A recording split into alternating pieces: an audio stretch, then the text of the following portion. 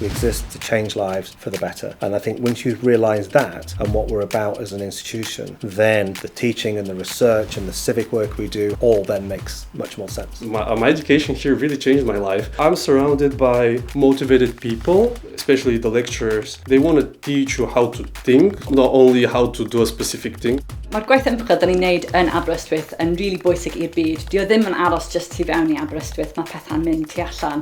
Un o'r pethau ni'n credu sy'n cysylltu Aberystwyth dy'r byd ehangach yw'r hen slogan Think Global, Act Local. I've made huge strides in terms of my skills and it's made me feel very ready for the professional world.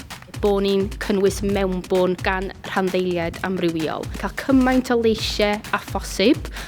Growing knowledge, something you have to engage with and something where you're transforming from one thing into something else. Growing knowledge to me is really central to what a university is about.